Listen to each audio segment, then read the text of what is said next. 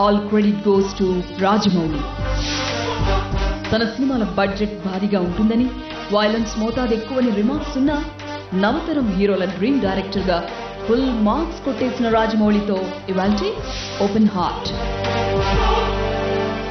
Welcome to open heart. నమస్కారం రాజమౌళి గారు. నమస్కారం. So you are a lucky person అనుకోవచ్చు ఇండస్ట్రీలో ఒక రకంగా చెప్పాలంటే. మీరు చదివింది ఇంటర్మీడియట్ కదా? అవునండి. అది కూడా 2-3 ఇన్స్టాల్మెంట్స్ విత్ గ్యాప్ ఇంటర్వెల్. అవునండి. ఫస్ట్ ఇంటర్మీడియట్ తర్వాత 2 years గ్యాప్ ఇచ్చి బలవంతంగా లాక్కెళ్ళి పాడేస్తే సెకండ్ ఇంటర్మీడియట్ కంప్లీట్ చేసామనిపించారు. అలాంటి మీరు ఇవాళ సినిమా ఇండస్ట్రీలో almost as on today you are in top position director and highest remuneration తీసుకునే పరిస్థితికి వచ్చారు.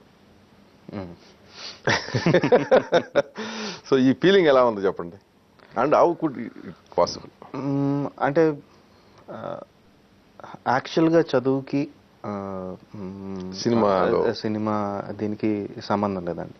But the same time I won't say చదువుకు అక్కర్లేదు సినిమా ఫీల్డ్లోకి రావాలంటే అని చెప్పనండి. డెఫినెట్లీ చదువుకోకపోతే it will be an handicap. Cinema రంగంలోనే కాదండి, ఏ రంగంలో ఎక్కడైనా. దాన్ని కాంపన్సేట్ చేసి అంత experience if you get from other sources it is fine. లక్కీగా నాకు అది కుదిరిందండి. ఫ్యామిలీ అంతా సినిమా ఫీల్డ్లో ఉండటం మూలంగా I had chance to work under different technicians.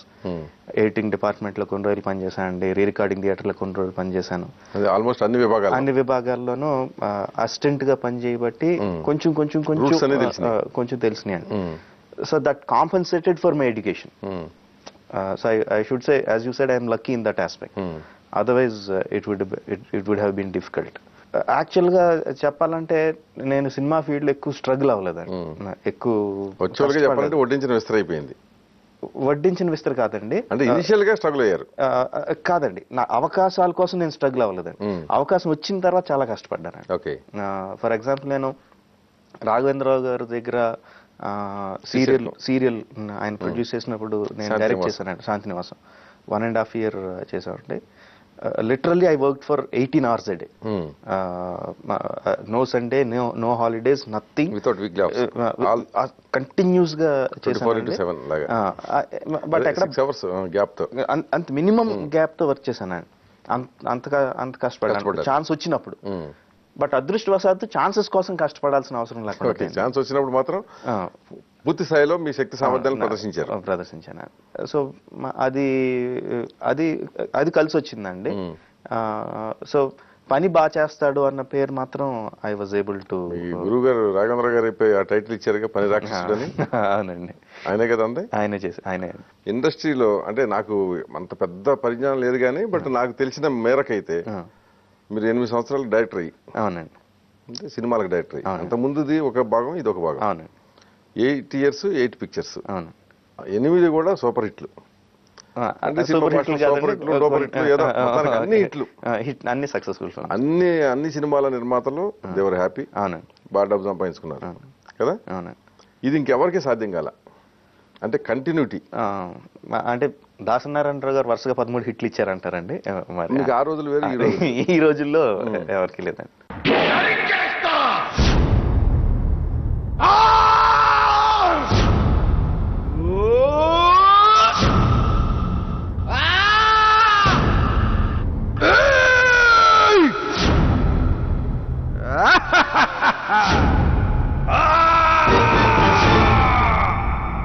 అయ్య బాబోయ్, నేను ఆ టైప్ కాదండి. నిజమండి. ఈ జనరేషన్ లో 8 సంవత్సరాల్లో 8 సినిమాలు తీసి హిట్ చేసిన వాళ్ళు మీరే అయ్యారు. ఆ క్రెడిట్ ఏమనిపించింది అసలు? ఈ ప్రశ్న అడిగినప్పుడల్లా నిజంగా నాకు ఆన్సర్ తెలియదండి.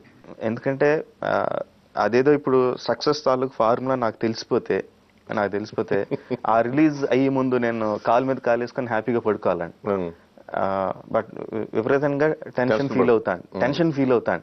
ఈ సినిమా ఆడకపోతే ఏమవుద్ది, సరిగ్గా ఆడకపోతే ఏమవుద్ది, రికవర్ అవుతే ఏమవుద్ది అన్న టెన్షన్ ఎప్పుడు ఉంటుందండి.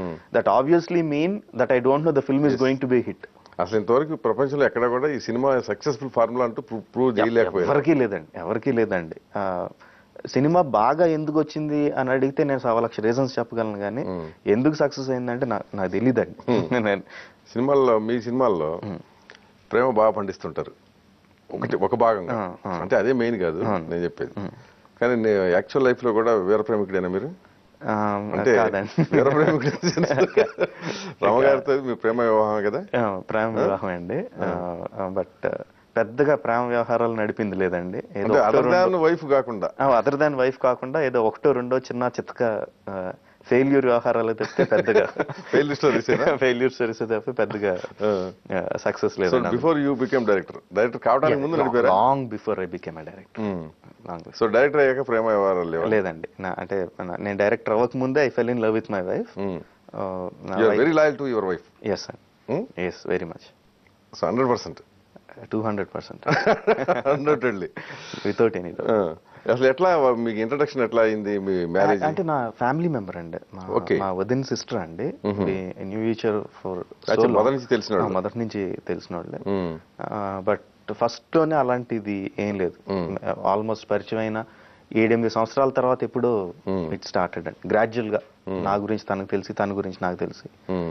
బేసిక్ గా నా కొన్ని అంటే నా మెంటాలిటీ వైజ్ కొన్ని అసెట్స్ ఉన్నాయి, ఎక్కువ డిఫెక్ట్స్ ఉంటాయండి నాలో. అంటే creative wise I'm good and I work very hard. నాకు I don't have any airs అండి. I keep my feet firmly grounded. These are my good qualities.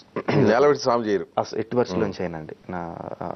ఎంతమంది వచ్చి నన్ను పొగిడినా కూడా I don't think too high of myself. I don't think too low of myself also. Okay. I clearly know what I am. Clarity on that. Very clear. So these are my positive. Bad లక్షణాలు వచ్చేసరికి చాలా ఉన్నాయండి. బద్ధకం, ఎక్కువ పని చేయను, మర్చిపోతాను, మనుషుల్ని గుర్తుపెట్టుకోను,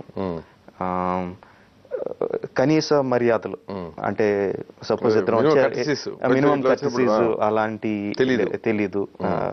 అలాంటి చాలా ఉన్నాయండి. Which would have given me a very bad reputation if she not there in my life. అవన్నీ తను కవర్ చేసుకుంటాను. మీరు పని రాక్షసుడు అని టైటిల్ వచ్చింది కదా మీకు, పని తక్కువ చేస్తారు అంటే బద్దకం ఇన్ ద సెన్స్ ఆలోచన దగ్గరికి వచ్చేసరికి బద్దకిస్తానండి. ఆలోచన కూడా అంటే క్రియేటివ్ గా ఇప్పుడు కూర్చొని ఏదో నాకు స్టోరీలో ఒక బ్లాక్ వచ్చింది, హీరో ఇంట్రడక్షన్ ఏదో రాలేదు, దాని మీద వర్క్ చేయాలంటే చాలా I push it to the తర్వాత చేద్దాం, సాయంత్రం చేద్దాం, అలా పోస్ట్ పోన్ చేసుకుంటూ వెళ్తాను. ఎగ్జిక్యూషన్ దగ్గరికి వచ్చేసరికి అందరికన్నా ఎక్కువ కష్టం.